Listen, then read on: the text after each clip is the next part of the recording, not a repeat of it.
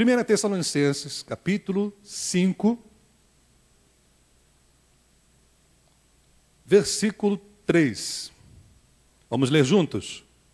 Quando disserem paz e segurança, a destruição virá sobre eles de repente, como a dores de parto, a mulher grávida, e de modo nenhum escaparão. A nossa reflexão de hoje vai estar baseada apenas no versículo 3. E hoje, então, você vai aprender que o dia do Senhor trará destruição. Você pode repetir isso comigo? O dia do Senhor trará destruição. O que isso quer dizer? Que quando Cristo se manifestar no mundo, Ele vai trazer grande destruição. Isso é algo ensinado não apenas aqui nesse texto, mas em outras passagens bíblicas.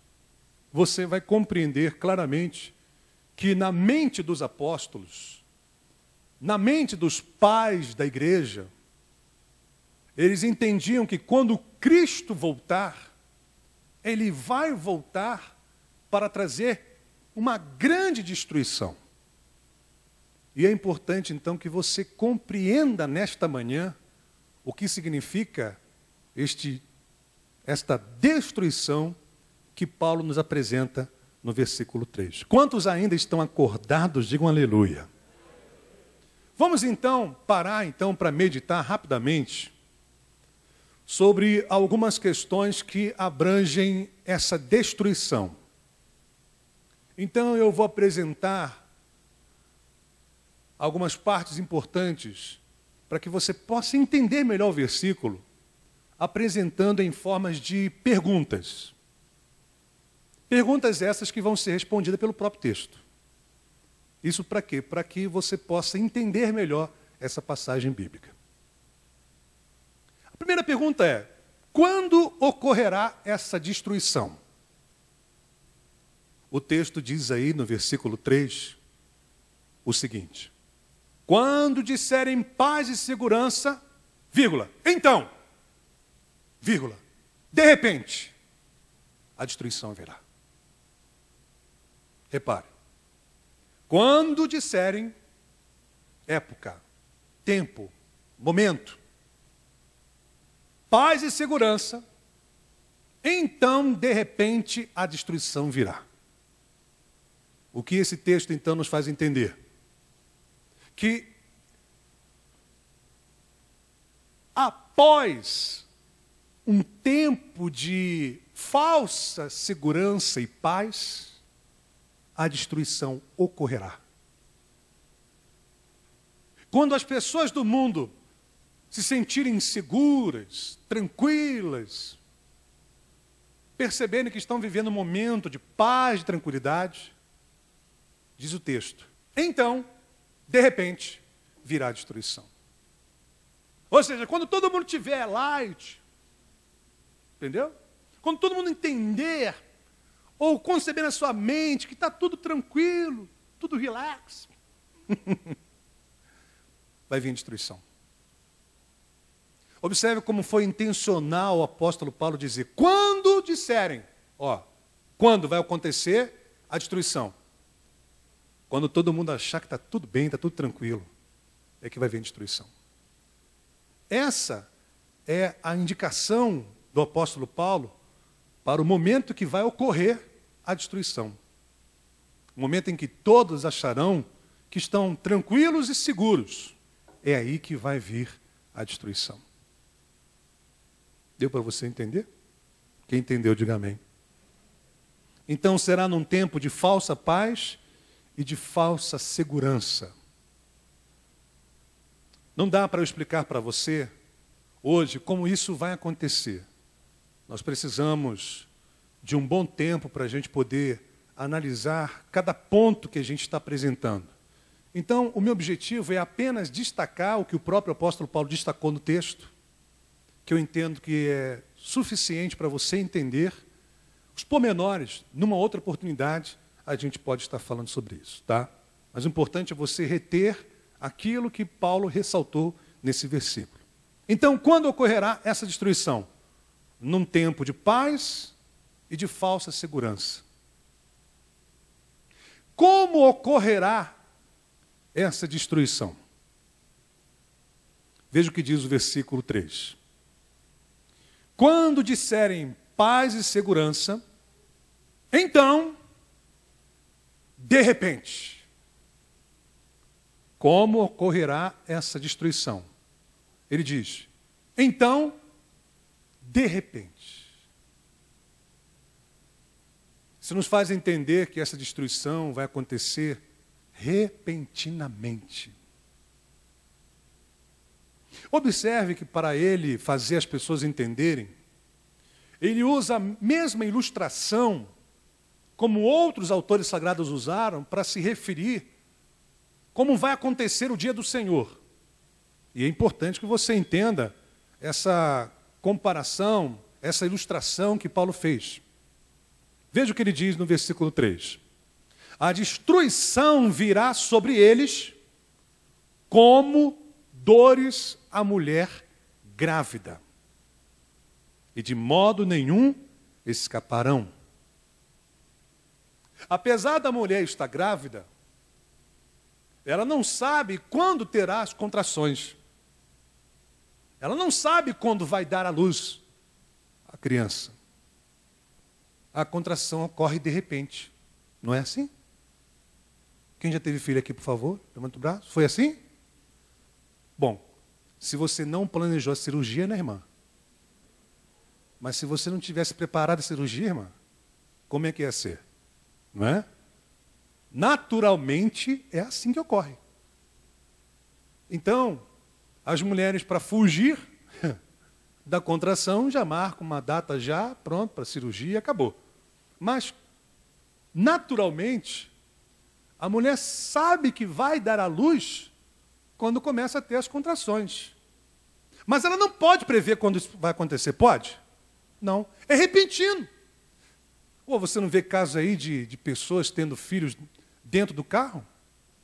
No meio da estrada? Por quê? É uma coisa que acontece repentinamente. É assim que vai ser o dia da destruição. Não dá para você prever. É algo repentino. É súbito. De uma hora para outra, vai vir a destruição. Entendeu?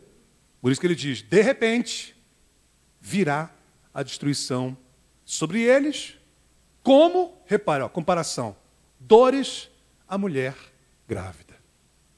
Então vai ser de repente. Ocorrerá de forma inevitável. Porque o texto diz, lá no finalzinho, e de modo nenhum escaparão. Assim como é inevitável a dor de parto para uma mulher que está gerando um filho, é inevitável. Preste atenção para isso, isso é muito importante você entender essa comparação. O texto diz aqui que de modo nenhum escaparão. Quer dizer que o mundo não vai escapar dessa destruição, da mesma forma como a mulher não vai escapar das dores de parto, o mundo também não vai escapar do dia da destruição. Não adianta as pessoas fugirem, se esconderem, porque elas não vão escapar. É algo inevitável. Todos vão sofrer no dia da destruição. Quem entendeu isso aí, diga amém. Essa destruição será severa. Porque o texto diz assim, ele usa primeiro a expressão destruição. Observe a expressão destruição. A destruição virá sobre eles, como dores à mulher grávida. Agora o nosso enfoque aqui está aonde? Na dor. Como a dores à mulher grávida, assim também será no dia da destruição. Vai ser um dia de grande sofrimento, de grande dor. Uma dor indescritível como a dor de uma mulher quando ela está tendo contrações. Será que alguma mulher aqui dá para descrever como é que é a dor de parto? Dá para escrever? Dá para descrever, irmã? Dá? É uma dor terrível, né? Não dá. Será que é comparado à dor de dente? Não. Dor de barriga? Dor de cabeça? Como é que é essa dor então, gente? Só quem sente é que sabe. A destruição é indescritível. Não dá para você imaginar o grau de sofrimento que essa destruição vai causar nas pessoas. Está dando para você entender isso aí, querido? Quem está entendendo, diga amém. Muito bem. A outra pergunta é: por que virá esta destruição? Por que quando Cristo voltar, Ele vai voltar destruindo? Porque Paulo usou e empregou a palavra destruição. Eu não sei se você já parou para perceber. A destruição na humanidade aconteceu por um juízo divino. Por exemplo, quando Deus destruiu o mundo na época de Noé, destruiu por um juízo divino.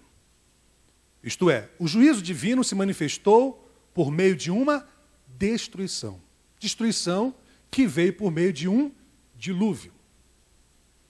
Você também vai saber que Deus manifestou o seu juízo destruindo duas cidades, Sodoma e Gomorra. E a Bíblia nos diz que quando Cristo vier, vai ocorrer uma destruição. Uma destruição que vai assolar todos. Por que então Jesus, quando vier, vai provocar uma destruição? Da mesma forma, a aplicação de juízo. Todas as vezes que Deus queria aplicar o seu juízo se manifestava por meio de uma destruição em massa. Você sabia disso, querido? É importante você saber disso. Por isso que quando Cristo vier, Ele não vai vir para salvar. Ele vai vir para julgar. A manifestação de Cristo é uma das formas do juízo divino sobre a face da terra. Por isso que quando Ele se manifestar, quando chegar o grande dia, o dia do Senhor, virá um juízo sobre toda a terra. Então essa destruição que Paulo se refere, pelo menos para mim, para Paulo, para o contexto bíblico e para muitos teólogos, essa destruição é uma aplicação do juízo divino sobre as pessoas. Por isso que ele usa a expressão destruição. Isso se refere a um juízo. Quem entendeu, diga amém. Isso quer dizer então, irmãos, que Deus vai executar o seu juízo sobre toda a terra. Ele vai punir as pessoas por causa dos seus pecados. Da mesma forma como Deus puniu aquela sociedade pecaminosa e corrupta da época de Noé, como também destruiu aquelas duas cidades pecadoras e corruptas de Sodoma e Gomorra, a Bíblia já vem prevendo que Deus também vai punir uma sociedade corrupta e pecadora. Entendeu? Sobre quem virá esta destruição? Para que você possa dormir em paz hoje. É importante você entender isso. A igreja não vai enfrentar o juízo de Deus que será aplicado nesse dia. E nós podemos entender que há uma coerência no pré-milenismo, porque o apóstolo Paulo deixa bem claro aqui primeira carta aos Tessalonicenses, na segunda carta aos Tessalonicenses, e eu quero que você acompanhe comigo agora, por favor. Capítulo 5, versículo 9. Observe o que ele diz. Porque Deus, vamos ler juntos? Porque Deus não nos destinou para a ira, mas para recebermos o quê? A salvação por meio de nosso Senhor Jesus Cristo. Esta ira que Paulo se refere, observe que está dentro do contexto do que ele está falando. O que ele está falando? O dia do Senhor. O dia da destruição. Então ele vem orientando os crentes. Olha, nós não somos daqueles que dormem, nós estamos acordados, nós somos do dia, filhos da luz. Nós não seremos pegos de surpresa. Aí ele vai continuando, ele vai argumentando, vai apresentando algumas questões. Aí ele diz, lá no versículo 9, porque Deus não nos destinou para a ira. Por que ele aplica a expressão ira? Porque ira é uma expressão que se refere a juízo divino. Todas as vezes que Deus fica irado, quando a sua ira, ela chega a um ponto que não há como mais controlá-la, ele despeja a sua ira sobre as pessoas. Então, quando a Bíblia fala sobre a ira de Deus, está se referindo ao juízo de Deus. E de acordo com a escatologia, o juízo de Deus vai ser aplicado também no dia em que o Senhor Jesus se manifestar. Então, Paulo entende, como também, para quem não sabe, os pais da igreja cristã nos primeiros séculos eram pré-milenistas. Por quê? Porque eles acreditavam que quando Jesus se manifestar, os mortos ressuscitarão, como Paulo ensinou no capítulo 4. Os santos serão arrebatados. E o juízo que vai ser despejado na humanidade vai ser despejado sobre os descrentes e não sobre os crentes. Qual é a prova, o argumento que nos faz entender que os crentes não vão enfrentar a destruição? Simples. Observe o versículo 3. Quando disserem paz e segurança, leiam comigo, a destruição virá sobre eles. Ele não diz sobre nós, ele diz sobre eles. Eles quem? Os descrentes, os incrédulos, os pecadores, os mundanos, os ateus, os céticos, é sobre eles. Eles é uma coisa, nós é outra coisa. Quando Paulo se refere aos cristãos, ele diz vocês, porque a carta foi escrita para os crentes. Então observe o pronome. Ele não diz vocês, ele não diz nós, ele diz eles.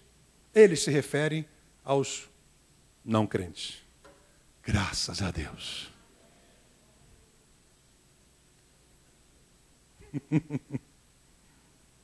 Ora, irmãos, para que nós teremos esperança na volta de Jesus, se antes nós vamos ser julgados e punidos? Aonde fica a justificação nessa história toda?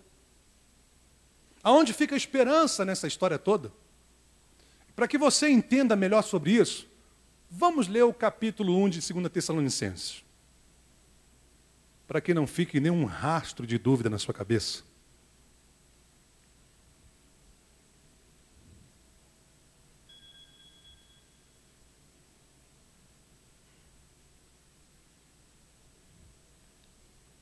Quem achou, diga amém.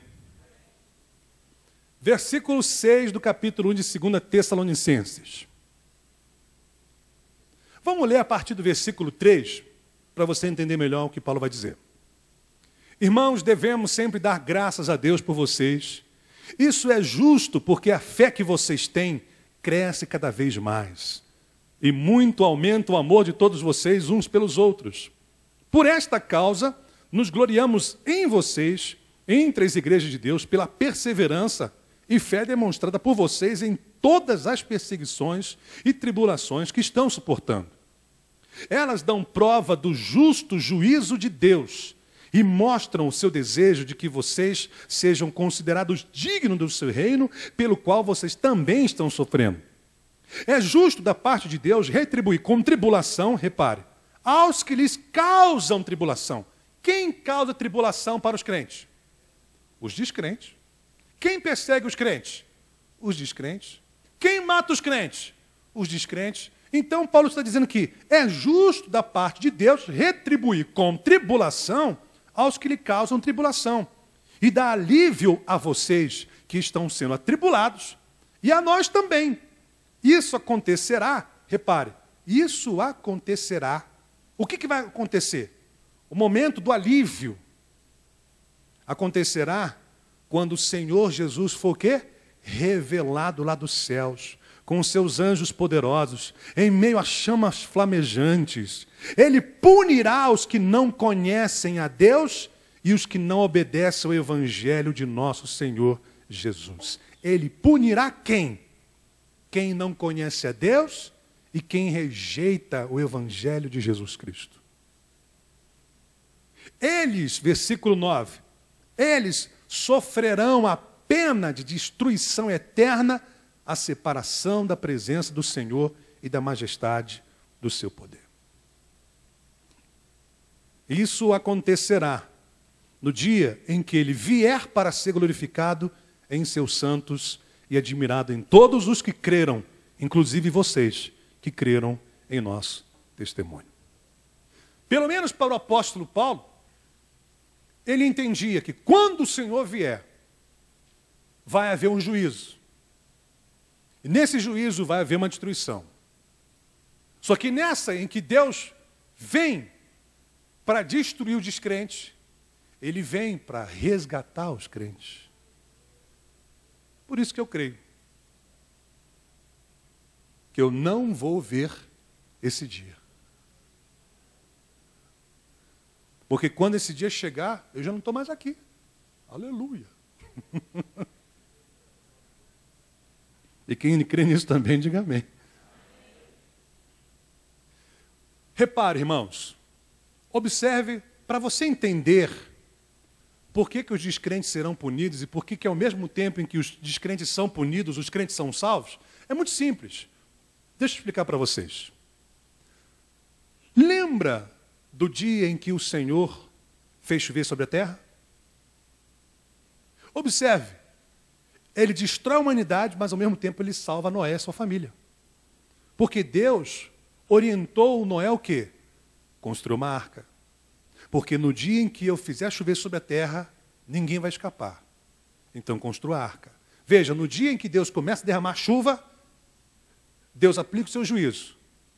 Ele destrói aqueles que não creram na palavra de Noé, mas salva Noé. A mesma coisa aconteceu na época de Ló. O que Deus fez? Como Ló era o único piedoso daquela cidade, o que Deus fez? Ele envia anjos, tira Ló da cidade, junto com a sua família.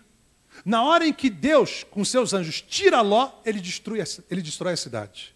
Ele destrói os pecadores, mas ele salva o piedoso.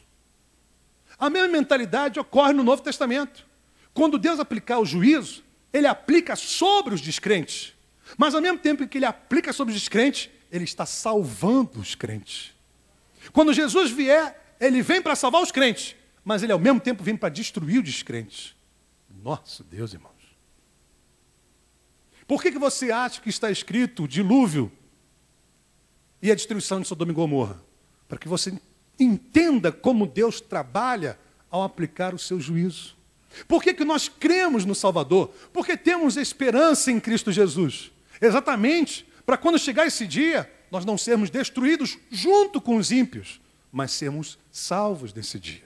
Deus não nos destinou para a ira, mas sim para a salvação em Cristo Jesus. Quem acredita nisso, diga glória a Deus. Muito bem. Quais são as lições que nós podemos, então, extrair dessa passagem? Primeiro, a destruição será repentina, inevitável e severa. Você pode repetir isso comigo? A destruição será repentina, inevitável e severa. Segunda lição, a destruição será uma manifestação do juízo divino. Quando essa destruição chegar, irmãos, todos verão o juízo de Deus. Terceiro, a destruição será aplicada sobre todos os descrentes. Todos aqueles que acharam que isso é uma bobagem, que foram indiferentes com os cultos da igreja, com as mensagens pregadas, que levaram a sua vida de qualquer maneira, que não deram crédito naquilo que era ensinado na palavra, que achavam que isso era uma coisa ultrapassada. É sobre essas pessoas que a destruição virá. Apesar de muitas pessoas estarem na igreja, você vai encontrar ateus praticantes dentro da igreja. Pessoas que, ao ouvir isso que estou falando, acham isso uma coisa absurda. Acham que isso não tem nada a ver. Assim também como, na época de Noé, quando Noé dizia para o povo se preparar, porque Deus ia mandar um dilúvio, era bobagem. Por isso que as pessoas se casavam e davam esse casamento. E entrava na gandaia. Mas de repente começou a chover. E não parou de chover. Assim também como Deus livrou Ló. Como havia uma perversão muito grande na cidade, as pessoas estavam se entregando aos prazeres da vida. E Ló sendo retirado da cidade. Quando Ló se afastou o suficiente, a cidade foi destruída. Meu amigo, muita gente vai ser ateu nessa época, descrente. Pior, muitos que creram já não crerão mais. Porque antes de Jesus voltar, a apostasia vai culminar nessa época. Muita gente vai deixar o cristianismo, muita gente vai deixar de ser crente, muita gente não vai crer na Bíblia, não vai crer em Jesus. E é aí que vai vir a destruição. Então, a Bíblia já está alertando, falando sobre isso. E vejam, irmãos, o ateísmo está crescendo no mundo. Nunca houve tanto ateu como hoje. Vai chegar uma época em que o mundo vai rejeitar frontalmente o cristianismo. É aí, meu filho, como eu gosto de dizer, é aí que a chapa vai esquentar. E vai esquentar mesmo.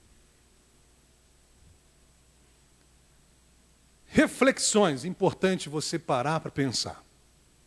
Nós entendemos tudo isso, aprendemos sobre isso, obtivemos informação sobre o dia da destruição. Tá, o que isso tem a ver então com a gente hoje? Primeira pergunta para a gente refletir. Nós acreditamos que virá essa destruição? Ou você acha que isso aqui é historinha para boi dormir? Ou como dizem muitas pessoas, para encher linguiça. Ou para segurar as pessoas na igreja.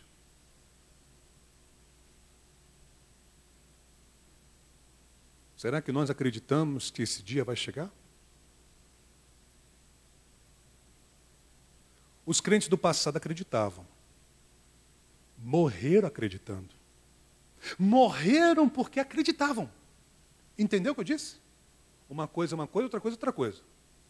Quando eu digo que eles morreram acreditando, é que eles morreram e levaram com eles essa crença. Essa destruição vai chegar. Outros morreram por causa dessa crença. Como eles acreditavam que Jesus voltará e que na sua volta virá uma destruição, eles não abriram mão da fé e morreram por causa da fé. Como muitos estão morrendo na Colômbia, como muitos estão morrendo no Oriente Médio, como muitos estão morrendo na Ásia, estão morrendo porque acreditam que esse dia vai chegar, o dia em que Jesus vai voltar e que o mundo vai ser destruído. Mas nós, ocidentais, brasileiros, que temos o hábito de sempre dar um jeitinho em tudo, nesse dia ninguém vai dar jeito, irmão. Porque esse dia, ninguém escapa. E não adianta barganhar com o anjo, não. Olha o anjo. te dou tanto para você me livrar dessa. Não tem isso não, querido. Não tem jeitinho não. Não tem como escapar. Entendeu? Quem entendeu, diga amém. Segunda pergunta para a gente refletir. Será que todos nós que estamos aqui temos convicção de que escaparemos dessa destruição? Se ela acontecer agora, se ela acontecer daqui a 1 minuto, será que você tem certeza de que você vai escapar dessa destruição? É, irmão. Como é que você pode saber se você vai escapar ou não? Simples. Você pensa nisso? Você se prepara para isso? Você está ligado nisso?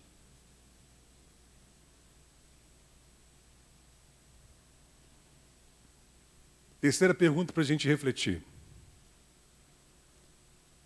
Nós estamos evangelizando para livrar o maior número de pessoas dessa destruição? Porque o que nos leva a evangelizar é a convicção de que realmente Cristo voltará.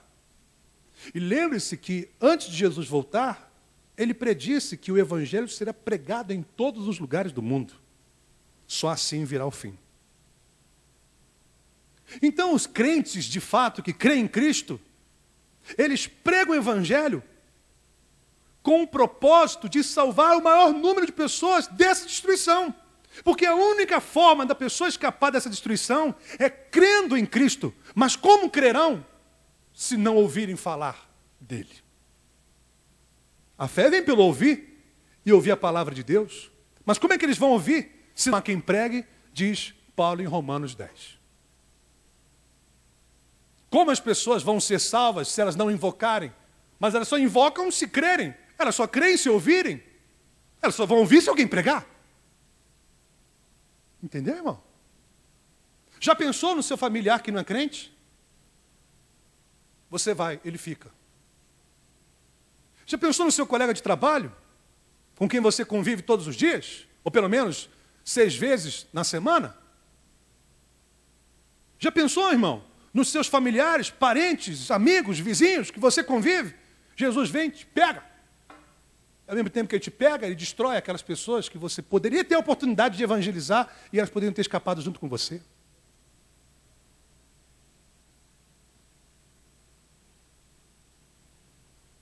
Por que os crentes evangelizam? Porque eles creem que esse dia vai chegar. Eles não apenas pensam em si, eles pensam também nos outros. Então, quer estando preso, quer estando livre, por onde eles passam, eles pregam o evangelho para salvar o maior número de pessoas desse dia.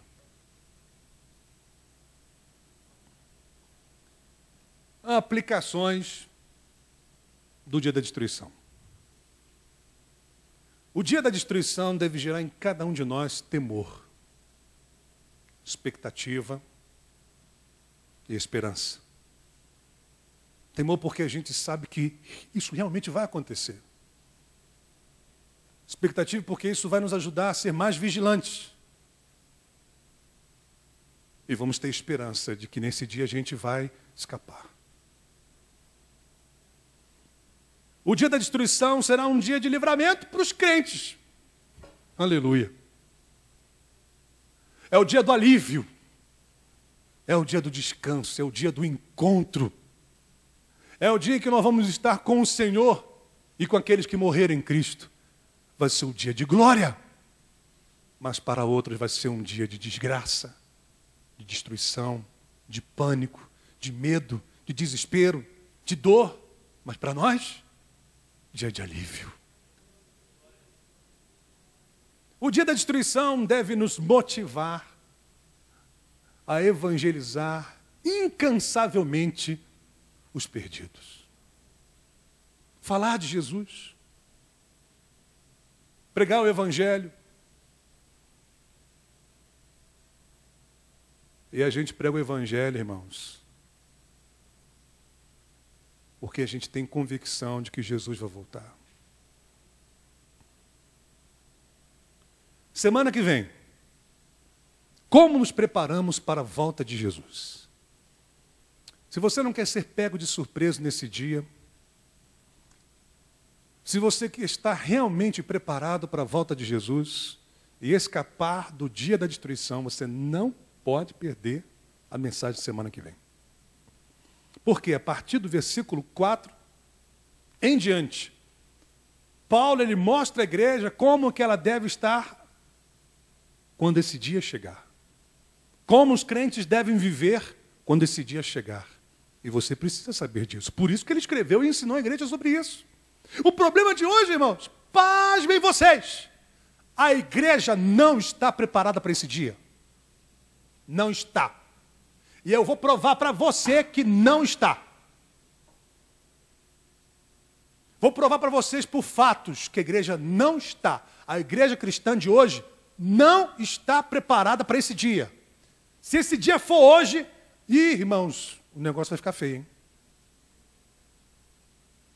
O negócio vai ficar complicado. Porque tem pessoas que estão vivendo não para esse dia, mas para o agora, para o hoje.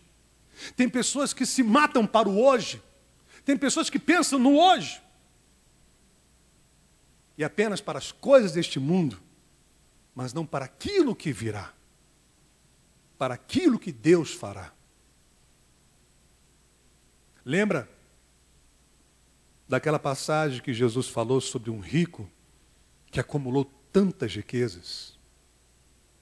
Aí ele disse assim: hoje mesmo pedirão a tua alma. Dia do juízo. E aí?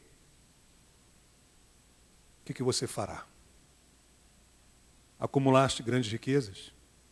Trabalhaste muito? Viveste para este mundo? Mas vão pedir a tua alma.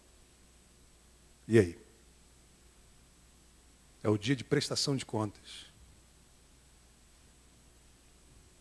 Grande parte dos cristãos de hoje, pelo menos daqueles que se dizem crentes, mas que não vivem como crente, acham que vão escapar. Mas, se a gente crê que a Bíblia é a palavra de Deus e é a fonte da verdade, então, querido, muita gente não vai escapar. Portanto, se nós desejamos realmente escapar desse dia, porque cremos que esse dia vai chegar, nós precisamos estar cientes de como devemos estar quando esse dia chegar. Por isso Paulo escreve versículo 4 em diante, para alertar a igreja, para ensinar a igreja, para que esse dia o povo não seja pego de surpresa. Amém?